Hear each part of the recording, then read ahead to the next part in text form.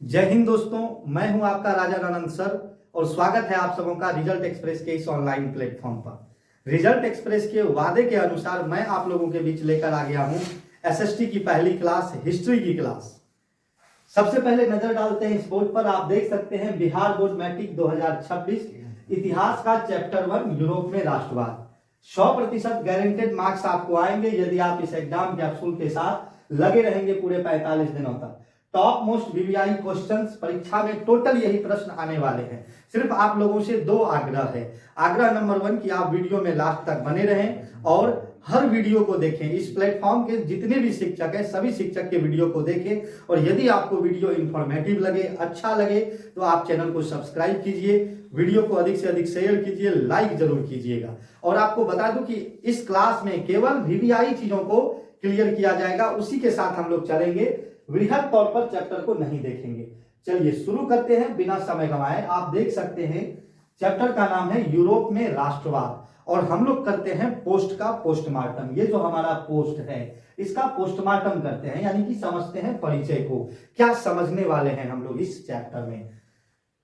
इसको अगर देखते हैं अच्छे से तो यहां सबसे पहला शब्द आ रहा है राष्ट्रवाद, जिसे हम अच्छे से समझते हैं। राष्ट्रवाद शब्द की उत्पत्ति हिंदी भाषा के दो शब्दों राष्ट्र तथा वाद से मिलकर हुई है। राष्ट्र शब्द का अर्थ होता है देश, जबकि वाद का अर्थ होता है प्रेम। आपने कई मायने में कई समयों पर वाद शब्द सुना होगा, जैसे आपने सुना होगा परिवारवाद, भाई भतीजावाद, तो ठीक उसी तरह से यहां है राष्ट्रवाद, जिसका शाब्दिक अर्थ है देश से प्रेम की भावना। यानी कि इसकी एक परिभाषा हम लोग इस तरह से कह सकते हैं कि राष्ट्रवाद एक ऐसी भावना है जो किसी विशेष भौगोलिक, सामाजिक या सांस्कृतिक परिवेश में रहने वाले लोगों में एकता की वाहक बनती है।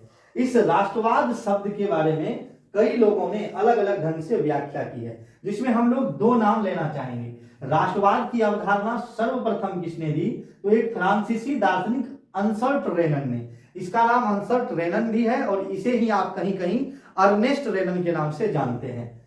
इन्होंने सबसे पहले राष्ट्रवाद की परिभाषा दी और इन्होंने राष्ट्रवाद को भाषाई और नस्लीय विविधता के आधार पर परिभाषित किया। यानी इन्होंने कहा कि किसी एक भाषा के बोलने वाले लोग आपस में मिलकर एक समूह बना लेते हैं, वही राष्ट्रवाद है, वही देश से प्रेम की भावना है। और उस कंसेंट में इन्होंने जर्मनी का उदाहरण देते हुए कहा कि जर्मन भाषी लोगों का एक समूह जर्मनी देश कहलाता है। फ्रांसीसी कलाकार थे फ्रेडरिक सॉर्यू। यहां पर इस तरह से कहीं कहीं आप इस प्रकार से सॉर्यू लिखा हुआ देख सकते हैं। एक कलाकार हुए जिसका नाम हुआ सॉर्यू। सॉर्यू ने चित्र बनाकर राष्ट्रवाद की परिकल्पना की। तो आशा ही नहीं, पूरी उम्मीद है कि अब आप राष्ट्रवाद शब्द को समझ गए होंगे। अब अगला जो हमारा शब्द है वो शब्द है यूरोप। तो हम समझते हैं यूरोप को कि यूरोप क्या है। ये जो आपके सामने मैप लगा हुआ है ये वर्ल्ड मैप है, विश्व का मानचित्र है। इस विश्व के मानचित्र पर कई देश हैं। जैसे आप इस देश को देख रहे हैं, इसका नाम है रूस, इसका नाम है मंगोलिया, इसका नाम है चाइना, ये है भूटान, ये है नेपाल, ये है इंडिया, पाकिस्तान। ऐसे कई देश आप इस मैप पर देख रहे होंगे। तो आपको पता होगा दोस्तों कि दो या दो से अधिक देश का समूह, जब उसकी स्थलाकृति एक साथ मिली होती है तो उन देशों का समूह मिलकर के एक महादेश बनता है। इस मानचित्र पर टोटल 7 महादेश हैं और उसी 7 महादेश में से छठे नंबर पर, क्षेत्रफल के हिसाब से जो छठे नंबर पर महादेश आता है उसका नाम है यूरोप। और ये कुल मिलाकर के आप कह सकते हैं कि ये यूरोप महादेश है। इस प्रकार से आप देख सकते हैं, ऐसे कुछ इस तरह से यूरोप महादेश आता है। ठीक है, चलिए अब आगे बढ़ते हैं हम लोग। तो ये यूरोप महादेश है और इस यूरोप महादेश में राष्ट्रवाद की भावना का प्रचार प्रसार हुआ, जिस राष्ट्रवाद का अभी हमने जिक्र किया। यूरोप महादेश में कई ऐसे देश हैं जिन्हें हम अभी तो देख रहे हैं, लेकिन कुछ 100 साल पहले ये थे ही नहीं। जैसे बात करें, अगर आप इसे देखते होंगे दोस्तों,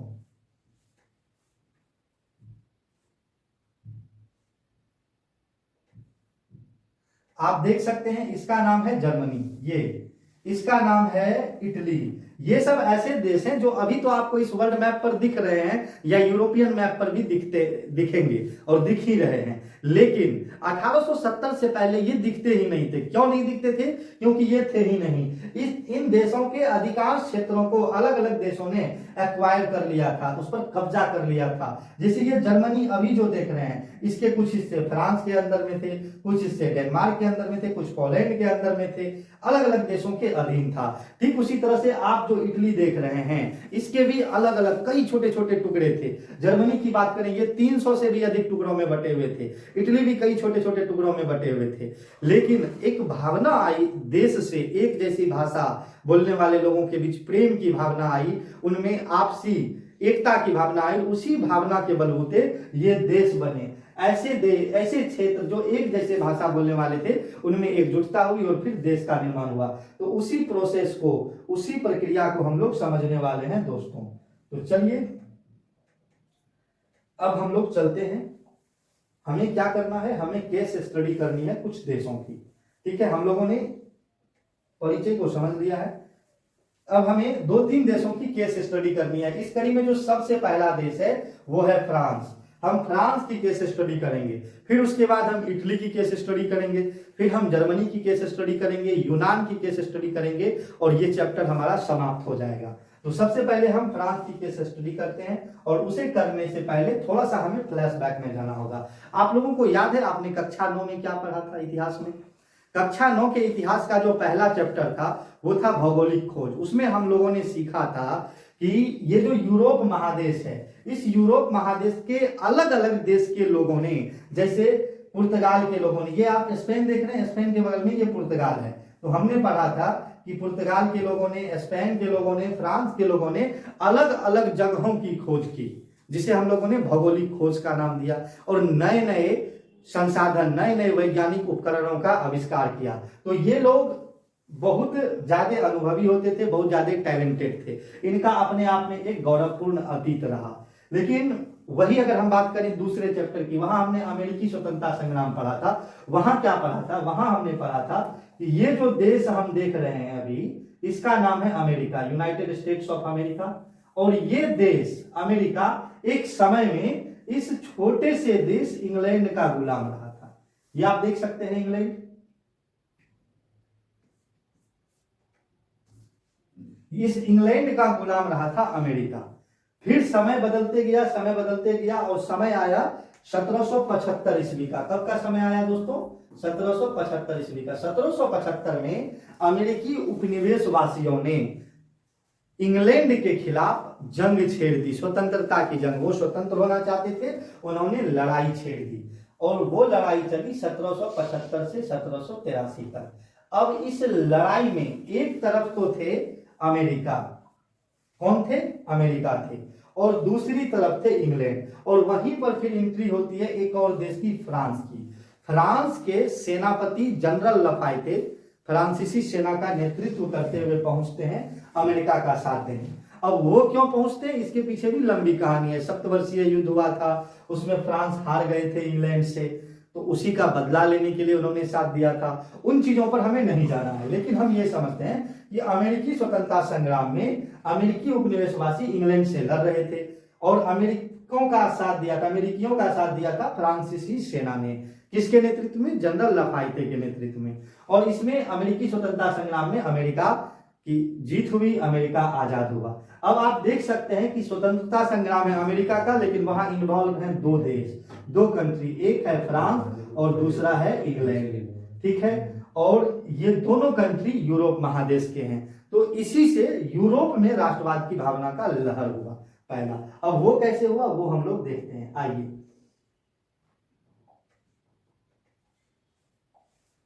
यहां देखते हैं केस स्टडी में हम लोग देख रहे हैं फ्रांस की केस स्टडी। अभी हमने जस्ट आपको क्या बताया कि 1783 ईस्वी की बात है। 1783 ईस्वी में अमेरिका स्वतंत्र हो गया, और इसके ठीक 6 साल बाद फ्रांस में एक जोरदार क्रांति हुई 1789 ईस्वी में। और ये भी हम लोग पढ़ चुके हैं कक्षा 9 के अध्याय 3 में।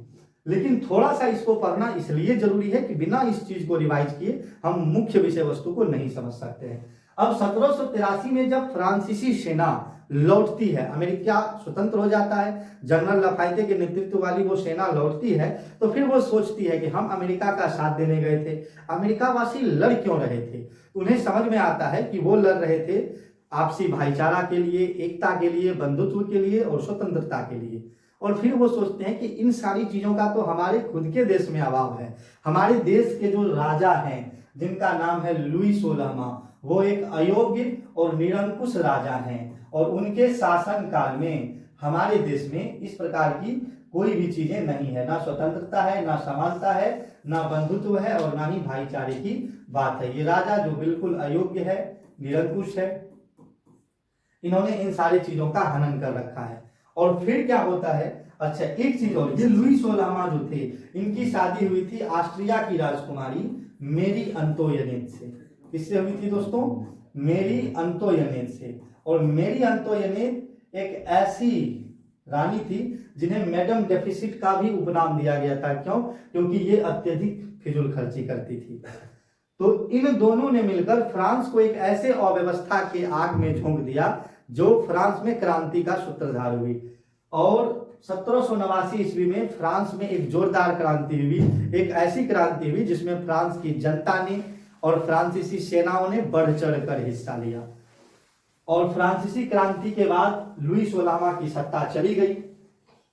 लुई 16वां और उनकी पत्नी मेरी अंतोयनेट को गिलोटीन पर चढ़ाकर फांसी दे दिया गया। तो एक क्रांति आपने देख लिया। और ये क्रांति कैसी भावना से उत्प्रोत थी? तो निसंदेह आप कह सकते हैं कि सर, अमेरिका में जो स्वतंत्रता संग्राम हुआ, राष्ट्रवाद की भावना चली, उसी राष्ट्रवादी भावना से प्रेरित होकर 1789 की ये फ्रांसीसी क्रांति हुई। क्या परिणाम हुए इन क्रांति के? लुई 16वां की गद्दी जाती रही, इन्हें गिलोटीन पर चढ़ाकर फांसी दे दिया गया। अब इसके बाद इस वंश का शासन समाप्त हो जाता है और फ्रांस में शुरू होता है संवैधानिक राजतंत्र। क्या शुरू होता है? संवैधानिक राजतंत्र। सवाल पैदा होता है कि ये संवैधानिक राजतंत्र क्या है? तो संवैधानिक राजतंत्र का तात्पर्य है कि राजतंत्र तो रहे, राजा का शासन तो हो, लेकिन संवैधानिक ढंग से, संविधान के दायरे में। ठीक है, राजा के ऊपर भी कुछ पाबंदियां, कुछ बंदिशें लगाई गई, जिसे संवैधानिक राजतंत्र कहा गया। और इसे ही कहा जाता है फ्रांस में राष्ट्रवाद की भावना का शुरुआत। फिर क्या होता है, कालखंड आगे बढ़ता है, संवैधानिक राजतंत्र में ही थोड़ा सा बदलाव होता है। फ्रांस में शुरू होता है एक ऐसे व्यक्ति का शासन जिसने पूरे फ्रांस के दशा और दिशा को तय किया। 1799 ईस्वी में नेपोलियन, जो कि संवैधानिक राजतंत्र के तहत एक डायरेक्टरी होता था जो शासन चलाती थी, जो राजा को हेल्प करती थी, डायरेक्टरी का शासन समाप्त करके, डायरेक्टरी का जो शासन था उसके एक अहम सदस्य थे नेपोलियन बोनापार्ट। उसने डायरेक्टरी का शासन समाप्त कर 1799 ईस्वी में सत्ता अपने हाथों में लिया। और सत्ता अपने हाथों में लेते ही उन्होंने कई नए नए बदलाव किए। और समय आता है, ईस्वी आता है 1804। आप चीजों को रिलेट कर रहे होंगे दोस्तों। 1804 में क्या होता है, वह फ्रांस का स्वघोषित सम्राट बन जाता है। समझ में आ गया? पहले, सबसे पहले 1799, आप यहां से देखिए, 1789 में क्या होता है, क्रांति होती है। क्रांति में लुई 16वां की गद्दी समाप्त होती है, उस पर मुकदमा चलाया जाता है, कई प्रकार के महाभियोग लगाए जाते हैं उस पर। 1793 ईस्वी में उन्हें फांसी दी जाती है गिलोटीन नामक मशीन पर चढ़ाकर। 99, उसके बाद संवैधानिक राजतंत्र से शासन चलता है। 1799 में क्या होता है, डायरेक्टरी का शासन समाप्त कर नेपोलियन आते हैं, उन्होंने सत्ता अपने हाथों में ली और 1804 में वो फ्रांस का स्वघोषित सम्राट बन गया। 1804 में स्वघोषित सम्राट बनने के बाद उन्होंने फ्रांस में शासन करने की कुछ विशेष व्यवस्थाएं, कुछ विशेष कानून प्रतिपादित की, जिन कानूनों के संग्रह को नेपोलियन कोड कहा जाता है। आपको ये भी क्वेश्चन पूछा जाएगा कि नेपोलियन कोड क्या है, तो आप कह सकते हैं कि नेपोलियन के द्वारा लागू किए गए कायदे कानूनों का संग्रह, उसकी किताब नेपोलियन कोड के नाम से जानी जाती है। 1804 से लेकर के 1815 तक का जो वो दौर होता है, इतिहासकार उसे नेपोलियन युग की संज्ञा देते हैं, क्योंकि ये नेपोलियन के शासन का समय होता है। इस कालखंड में नेपोलियन ने अनेक जगहों पर आक्रमण किए, उन जगहों को जीता। और शुरुआत में कोई भी देश जिस पर नेपोलियन की सेना ने आक्रमण किया, उस देश के लोग खुश होते थे कि अब उसे एक विशाल साम्राज्य के अंदर रहने का अवसर मिलेगा। लेकिन धीरे धीरे वास्तविकता उनके सामने आती थी और सच्चाई से वो अवगत होते थे और वस्तु स्थिति बदलते गई। इसी दौरान क्या होता है, परिस्थितियां बदलते जाती है और फ्रांस के खिलाफ कुछ देशों ने एक संधि किया और संधि के तहत लड़ाई हुई, जिसमें ऑस्ट्रिया, रशिया, इंग्लैंड और प्रसा, इन देशों ने मिलकर आक्रमण किया फ्रांस के ऊपर, नेपोलियन के ऊपर। ये जो देश थे इसकी अध्यक्षता कर रहे थे ऑस्ट्रिया के शासक थे मेटरनिक, और मेटरनिक की अध्यक्षता में ये लड़ाई हुई वाटरलू के मैदान में। कहां हुई दोस्तों? वाटरलू के मैदान में। वाटरलू के मैदान में हुई इस लड़ाई में नेपोलियन बोनापार्ट की हार हो जाती है और इन लोगों की जीत हो जाती है और यहां से नेपोलियन का युग समाप्त होता है। किस ईस्वी में? 1815 ईस्वी में। और मेटरनिक का युग शुरू हो जाता है। यूरोप को मिलता है एक नया तानाशाह, एक नया प्रतिक्रियावादी शासक जिसका नाम होता है मेटरनिक।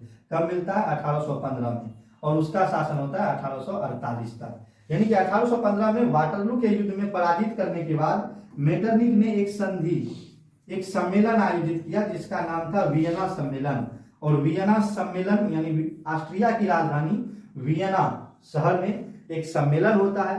इस सम्मेलन में ये जीते हुए देश हिस्सा लेते हैं और ये अपने हिसाब से कुछ कायदे कानून लागू करते हैं, कुछ संधि करते हैं। इस संधि का मुख्य उद्देश्य होता है फ्रांस को कमजोर बनाना, और फ्रांस को कमजोर बनाने के लिए ये लोग अपने हिसाब से कई रूल रेगुलेशन लागू करते हैं। फ्रांस के कई अच्छे अच्छे टुकड़ों को, अच्छे अच्छे भागों को टुकड़ों में बांट देते हैं, अलग अलग देशों के अधीन कर देते हैं। कुछ औद्योगिक शहर जो होता है उसे ऑस्ट्रिया, रूस, ये सब बांट लेते हैं अपने में। ठीक है, और यहां से शुरू होता है मेटरनिक का युग, जो चलता है 1815 से 1848 तक। ये ऐसा युग था जिसमें मेटरनिक ने पूरी तरीके से अपना दबदबा बनाए रखा। मेटरनिक का एक कथन था दोस्तों कि शासन करो, कोई भी परिवर्तन ना होने दो।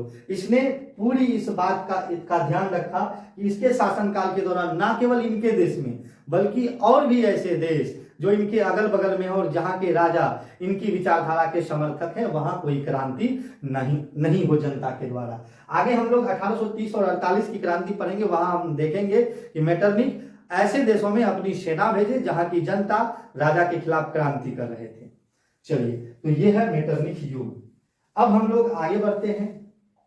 हमारा जो अगला टॉपिक है, हम लोग समझ चुके हैं नेपोलियन युग को, हम लोग वियना सम्मेलन को समझ चुके हैं, वाटरलू के युद्ध का परिणाम जान चुके हैं, ब्रिटेन, रूस, प्रसा और ऑस्ट्रिया के द्वारा किए गए सम्मेलन को जान चुके हैं। अब है जुलाई 1830 की फ्रांसीसी क्रांति। मेटरनिक युग आप समझ लीजिए। अच्छा, मेटरनिक ने एक बार कहा था कि जब फ्रांस छींकता है तो संपूर्ण यूरोप को सर्दी, खांसी और जुकाम हो जाता है। ये कथन अक्सर पूछे जाते हैं, ये क्वेश्चन एग्जाम में भी। ये किसका कथन है? तो आप कह सकते हैं मेटरनिक का कथन। और किसके संदर्भ में कहा गया? तो फ्रांस के संदर्भ में। और मेटरनिक का एक और कथन था कि शासन करो और कोई भी परिवर्तन ना होने दो। ठीक है, अब आता है जुलाई 1830।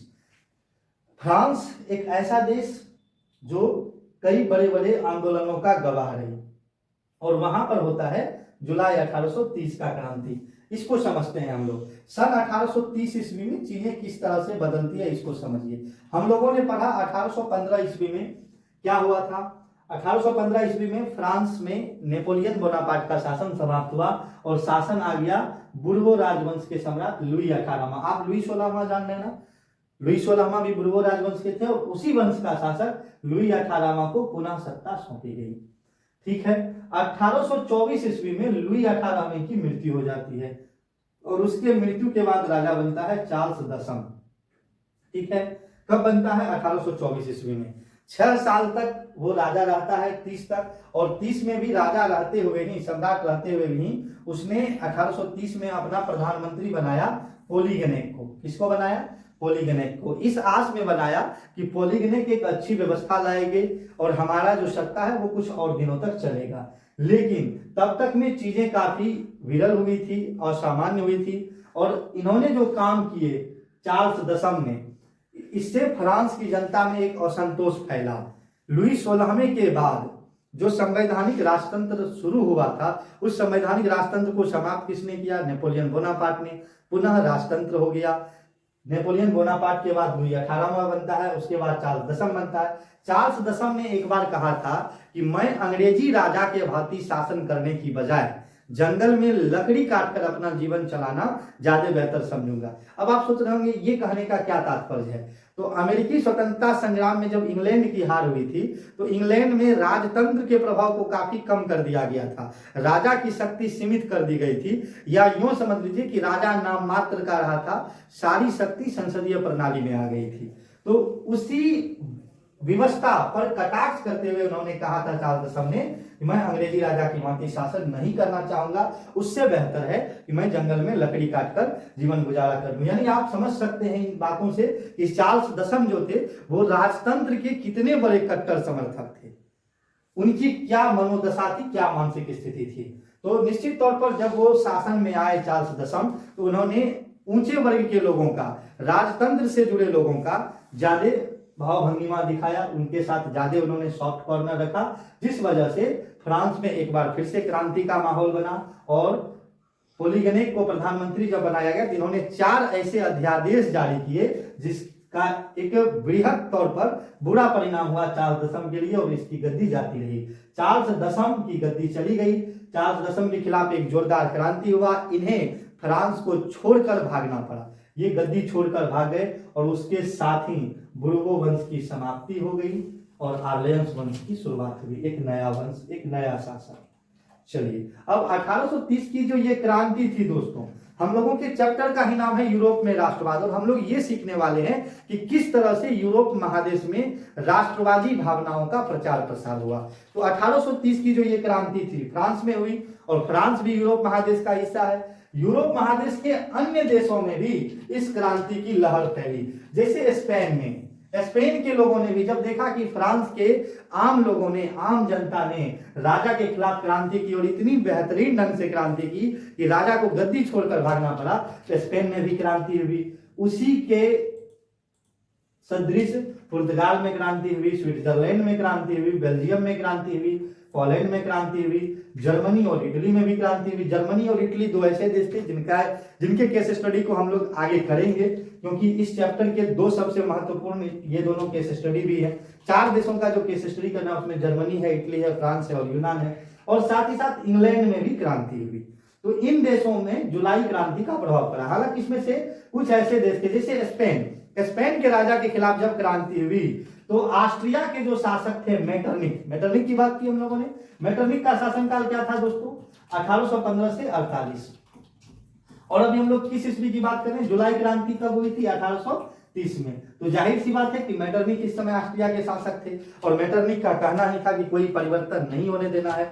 वो एक कट्टर प्रतिक्रियावादी शासक थे। तो स्पेन में जब क्रांति हो रही थी तो मेटरनिक ने अपनी सेना भेजी थी उस क्रांति को दबाने के लिए, स्पेन के राजा की मदद के लिए। तो किन देशों पर प्रभाव पड़ा ये आप अच्छे से समझ गए होंगे। यदि आप नहीं समझे हैं तो कमेंट सेक्शन को कमेंट से भर दीजिए, आपके प्रत्येक कमेंट का जवाब दिया जाएगा। और कोई भी आपको यदि डाउट्स रहता है दोस्तों तो हम फिर से आपके बीच उस डाउट्स को लेकर हाजिर रहेंगे। और यदि आपको वीडियो अच्छा लग रहा है तो आप अधिक से अधिक वीडियो को लाइक कीजिए, हमारे चैनल को सब्सक्राइब कीजिए और अधिक से अधिक शेयर कीजिए। अब आते हैं इसी केस स्टडी में। फ्रांस की केस स्टडी सबसे महत्वपूर्ण है। 1830 की क्रांति के बाद 18 साल तक चीजें यथावत चलती रही। 1830 से 1848 इन 18 सालों तक चीजें यथावत चलती रही, लेकिन इस बीच में घटनाक्रम भी काफी तेजी से बदला। ठीक है दोस्तों, और वो साल 1848 का जब फ्रांस एक और बड़ी क्रांति का गवाह बने। 1848 में फ्रांस में लुई फिलिप का शासन था। लुई फिलिप एक उदारवादी व्यक्ति थे जिन्होंने स्वर्णिम मध्यम वर्गीय नीति का अवलंबन करते हुए गीजो को प्रधानमंत्री नियुक्त किया। कब नियुक्त किया? 1840 में। 1840 में इन्होंने गीजो को प्रधानमंत्री नियुक्त किया। अब लुई फिलिप, अगर आप बड़े बड़े इतिहासकारों को पढ़ेंगे तो उनका कहना है कि लुई फिलिप एक बेहतर इंसान थे, इसमें कोई दो राय नहीं थी। लेकिन लुई फिलिप ने एक स्ट्रेटेजी को अपनाई। इनका मानना था कि हमको समाज के सभी वर्गों को खुश करना है, और समाज के सभी वर्गों को खुश करने के प्रयास में ये किसी को भी खुश नहीं कर सका। आप अक्सर देखे होंगे गांव घर में लोग जो है वो कहते हैं, भगवान से प्रार्थना करते हैं कि बारिश करवा दीजिए। अब भगवान अगर उनको खुश करने के चक्कर में बारिश करवा दे तो शहर के लोग परेशान हो जाते हैं। यानी ये स्ट्रेटजी है कि आप एक बार में किसी को सबको खुश नहीं कर सकते, कुछ आपके कार्य से खुश होंगे तो कुछ दुखी होंगे। लुई फिलिप सभी को खुश करने के चक्कर में किसी को खुश नहीं कर सके। उन्होंने स्वर्णिम मध्यम वर्गीय नीति का अवलंबन करते हुए गीजो को प्रधानमंत्री नियुक्त किया, लेकिन गीजो जो है एक प्रतिक्रियावादी व्यक्ति था। ये गीजो किसी भी प्रकार के सुधार का विरोधी था और इस वजह से, इसकी वजह से चीजें इस तरह से बदली, ऐसा माहौल क्रिएट हुआ कि फ्रांस की राजधानी पेरिस में लोगों का एक समूह उमड़ गया जो इस पूरे व्यवस्था से असंतुष्ट था। और पेरिस शहर में ही थियर्स नामक एक व्यक्ति के नेतृत्व में विशाल भोज का आयोजन हुआ। भोज समझते हैं ना?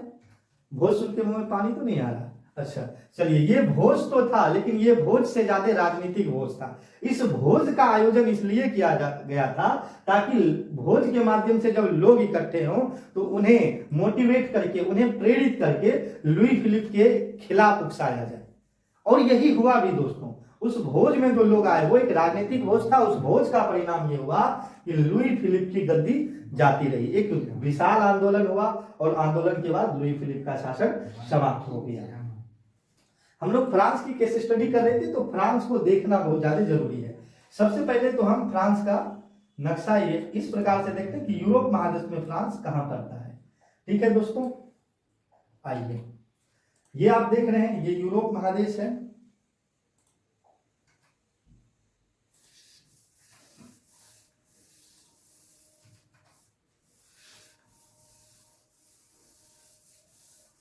ये पूरा वर्ल्ड मैप है और इस वर्ल्ड मैप में ये जो है ये यूरोप महादेश है। ठीक है, अब इस यूरोप महादेश में फ्रांस कहां पड़ता है ये देखना जरूरी है। देखिए,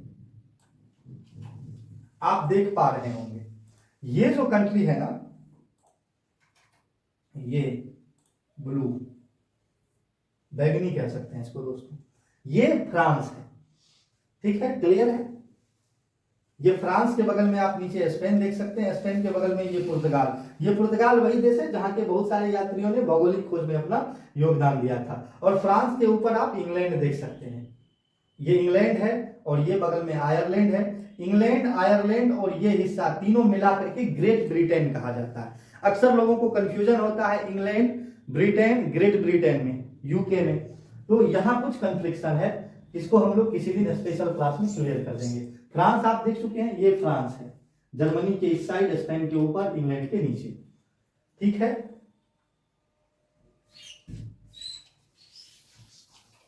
अब चलिए, अब इसी फ्रांस के मैप को हम लोग क्या करते हैं दोस्तों,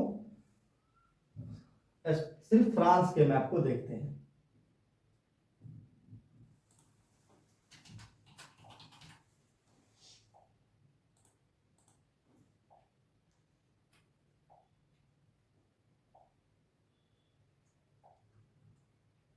ये जो आप देख पा रहे हैं ये फ्रांस का मैप है। ठीक है, अलग अलग फ्रांस को आप देख सकते हैं और फ्रांस की राजधानी आपको पता होगी पेरिस है। क्या आप ढूंढ सकते हैं कहां पर पेरिस है? यदि हाँ तो बहुत अच्छी बात है, कमेंट कीजिए। यदि नहीं तो मैं आपको दिखा दूं कि ये जो आप देख रहे हैं ना, ये ग्रीन कलर का घेरे के अंदर, ये फ्रांस की राजधानी है पेरिस। ठीक है, और फ्रांस के कुछ शहरों के नाम आप कमेंट सेक्शन में कमेंट करके भर दीजिए। देखते हैं किन किन शहरों के नाम को आप पढ़ पाते हैं। चलिए, अब हम आगे बढ़ते हैं। अब हमारी जो अगली केस स्टडी है वो है इटली की। इटली नामक देश, हम समझेंगे इटली के एकीकरण के पूरे कहानी को कि कैसे इटली का एकीकरण संभव हुआ। अब इसे समझने से पहले हम सबसे पहले देखते हैं इटली के मैप को। ये आप देख रहे हैं ना, ये इटली का मैप है। वर्ल्ड मैप पर यूरोप महादेश में इटली है, आपको अभी मैंने दिखाया था। और ये सिर्फ और सिर्फ इटली का बड़ा सा मैप है। ये भी इटली के अंदर आता है, ये भी इटली के अंदर है, ये सारे इटली हैं। ये अगर आप चाहें तो मैं एक बार ऐसे अंडरलाइन करके आपको दिखा सकता हूं, इस तरह से। ये जो आपको दिख रहा है ये ऐसे, ये इटली है। ठीक है दोस्तों, चलिए, अब ये इटली का वर्तमान नक्शा है। इटली वर्तमान समय में ऐसा दिखता है, लेकिन 1870 से पहले इटली ऐसा नहीं दिखता था। 1870 ईस्वी में इटली का एकीकरण हुआ। अभी हमने क्रांतियां पढ़ी फ्रांस की 1789, 1830, 1848, 3 क्रांतियां पढ़ी। आपको ये समझ में आ गया होगा कि फ्रांस ही वो पहला देश था जहां से राष्ट्रवाद की भावना का प्रचार प्रसार पूरे यूरोप में हुआ। फ्रांस अग्रदूत रहे क्रांतियों के। तो इन्हीं भावनाओं का जब प्रचार प्रसार हुआ, आपने पढ़ा चाहे 1830 की फ्रांसीसी क्रांति हो या 1848 की, उस क्रांति के बाद थोड़ी बहुत जो क्रांतियां हैं, जो आंदोलन है, वो इटली में भी हुए। बेशक उन क्रांतियों को, उन आंदोलनों को दबा दिया गया, लेकिन हुए जरूर। अभी जो आप इटली देख रहे हैं, उस समय इस इटली का कोई कंसेप्ट ही नहीं था। इस इटली के कई हिस्से आप देख सकते हैं। ये जो इटली है, इसके कई हिस्से, ये कौन सा देश है दोस्त? फ्रांस। इटली के कई हिस्से फ्रांस के अंदर में थे, कुछ हिस्से स्विट्जरलैंड में मिले हुए थे, एक बड़ा सा हिस्सा पर ऑस्ट्रिया का कब्जा था, और जो बचे हुए हैं ये छोटे छोटे राज्यों में विभक्त थे। तो फिर इटली में कुछ व्यक्ति ऐसे हुए जिन्होंने इसके एकीकरण की नींव रखी। अब इस कहानी को समझने से पहले हमें इस नक्शे में 2-4 जगह को समझ लेना पड़ेगा, जो आगे आएंगे हमारी स्टडी के दौरान। जैसे आप देख सकते हैं इसको, ये प्रांत देख सकते हैं ना, ये भी इटली के अंदर आता है और इसका नाम है सार्डिनिया। आपको दिख रहा है दोस्तों? यदि नहीं, चलिए हम थोड़ा सा कलर चेंज कर लेते हैं। चलिए, ये जो जगह आपको दिख रहा है, ये भी इटली के अंदर आता है और इसका नाम है सार्डिनिया। क्या नाम है? सार्डिनिया। ठीक है। ये जो है इसका नाम है नेपल्स। ये सब नाम आगे आएंगे। इसका नाम है नेपल्स, इसका। ठीक है। चलिए, और इसका नाम है सिसिली। अब इनको क्यों पढ़ना है, क्यों ये आपको दिखाया जा रहा है, ये आपको अभी तुरंत समझ में आ जाएगा। अब जो मैप हम देख रहे थे, अभी वो वर्तमान इटली का है, लेकिन वो उस तरह से नहीं थे। तो इटली में अभी हमने सार्डिनिया का जिक्र किया दोस्तों। सार्डिनिया जो है वहां उस शहर के, वो एक शहर था, एक छोटा सा राज्य था। सार्डिनिया पिडमाउंट के शासक होते हैं। सार्डिनिया और पिडमाउंट के शासक हुए विक्टर एमेनुअल। कौन हुए? Victor Emmanuel. ठीक है। विक्टर एमेनुअल ने एक स्वप्न देखा। उन्होंने स्वप्न देखा कि हम इन छोटे छोटे प्रांतों को जोड़ करके एक एकीकृत इटली बनाएंगे। ठीक है। और अपने इस स्वप्न को साकार करने के लिए विक्टर एमेनुअल ने सार्डिनिया का प्रधानमंत्री नियुक्त किया। किसे? सार्डिनिया का प्रधानमंत्री, सार्डिनिया और पिडमाउंट का प्रधानमंत्री नियुक्त किया काउंट काबुल को। किसे नियुक्त किया दोस्तों? काउंट काबुल को। इनको जिम्मेवारी सौंपी एकीकरण की। ठीक है। 2 और नाम हम लोगों को जानना इस लिस्ट में जरूरी है। एक नाम है गैरिबाल्डी,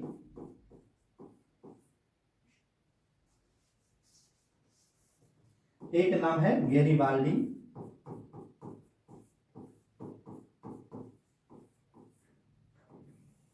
और एक नाम है मेजनी।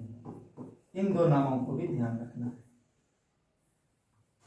अब आते हैं, इस इटली का एकीकरण बहुत मुश्किल कार्य था, क्योंकि ये छोटे छोटे टुकड़ों में बटे हुए थे। तो सार्डिनिया और पिडमाउंट के शासक थे विक्टर एमेनुअल, और उन्होंने ही ख्वाब देखा था कि हमें एक एकीकृत देश बनाना है। ठीक है।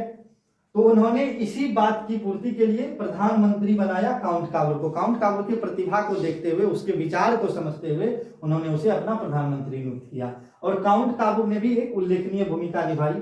अब ये जो गैरिबाल्डी है, इसे कहा जाता है इटली के एकीकरण की तलवार,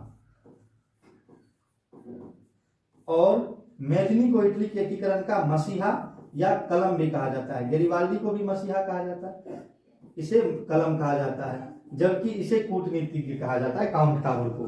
काउंट काबुल ने अपनी कूटनीति से, गैरिबाल्डी ने अपने तलवार से, और मेजनी ने अपने कलम से, अपनी लेखनी के जोर पर इटली के एकीकरण के कार्य को सक्षम बनाया। कैसे बनाया?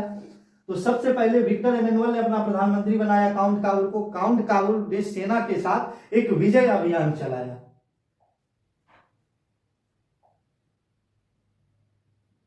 ये जो आप देख रहे हैं, यहां पर ये सार्डिनिया है, यहां से उन्होंने विजय अभियान चलाया और उन छोटे छोटे प्रांत को उन्होंने जीतना शुरू किया जिनको वो जीत सकते थे, जिनकी सेनाएं कम थी, उन प्रांतों को जीतना शुरू किया। और इसी क्रम में उसकी भेंट होती है गैरिबाल्डी नामक व्यक्ति से। अब गैरिबाल्डी क्या थे, वो पेशे से एक नाविक थे, और उससे जब भेंट होती है तो दोनों एक दूसरे के विचार से प्रभावित होते हैं। गैरिबाल्डी कुछ नाविकों के समूह को का संचालन करते थे, और उसी की सहायता से गैरिबाल्डी ने इस सिसिली को, आप देख सकते हैं इसका नाम है सिसिली और इसका नाम है नेपल्स।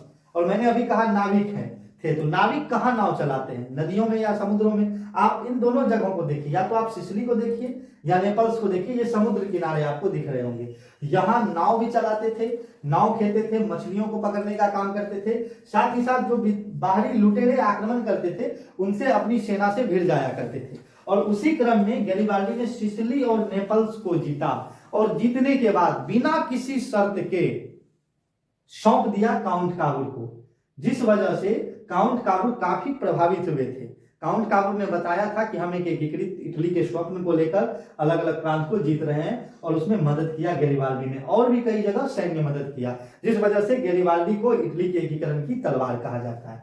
अब बात आता है मेजनी की। तो मेजनी एक महान राष्ट्रवादी थे, उच्च विचारक, अच्छे विचार के व्यक्ति थे, लेखक थे, चिंतक थे और साहित्यकार थे, जिन्होंने अलग अलग किताबें लिखी, पुस्तकें लिखी, भड़काऊ लेख लिखे। इनके लेख ऐसे होते थे जो उत्तेजित कर देते थे युवाओं को, और युवाओं में एक जोश का संचार होता था, वो लड़ भिड़ जाने की क्षमता के साथ आगे बढ़ते थे, और अलग अलग जगहों पर जाकर एक युवा दूसरे युवा को एकत्रित करते थे। इसी क्रम में मेजनी ने कुछ संस्थाएं बनाई, जैसे यंग इटली, यंग यूरोप नामक संस्था बनाई। तो इन 4 नामों ने मिलकर इटली के एकीकरण के कार्य को बिल्कुल आसान बना दिया। विक्टर एमेनुअल ने, काउंट काबुल ने, गैरिबाल्डी ने और मेजनी ने। कई युद्ध अभियान हुए, हालांकि ये काम इतना आसान था नहीं, लेकिन मैंने आपको पहले ही कहा कि हम आपको केवल उतना बताएंगे इस वीडियो में जिससे आपका सिलेबस जल्दी से जल्दी कवर हो जाए। तो इस प्रकार से इटली के एकीकरण का कार्य आसान हुआ। आज की क्लास में बस इतना ही। अगली वीडियो में हम लोग समझेंगे कि इटली के एकीकरण के कार्य को कैसे पूरा किया गया, किन किन युद्धों को लड़ा गया, किन किन जगहों की लड़ाई हुई, और किस प्रोसेस के बाद आखिरी कील ठोकी गई इस लड़ाई में। ठीक है दोस्तों, तब तक के लिए धन्यवाद। अगले पार्ट में, अगले वीडियो में मिलते हैं। वीडियो कैसा लगा फीडबैक जरूर दीजिएगा, अच्छा लगा तो अच्छा लिखिएगा, अधिक से अधिक शेयर कीजिएगा, और यदि कोई डाउट बनता है तो उस डाउट को जरूर लिखिएगा कमेंट सेक्शन में, ताकि हम अगली वीडियो से पहले आपके डाउट्स को सॉल्व करें। और भी चीज मिलेंगे आपको, हमारे टेलीग्राम चैनल का लिंक मिल जाएगा, तो आप टेलीग्राम चैनल को ज्वाइन करें, ताकि क्लास की जो पीडीएफ है और जो भी नोट्स हैं वो सारे आपको मिलता रहे। धन्यवाद। मिलते हैं एक नई जोश, नए उत्साह, नए उल्लास, नए हर्ष, नए विश्वास और इसी आनंद, राजन आनंद के साथ अगली वीडियो में। तब तक के लिए जय हिंद।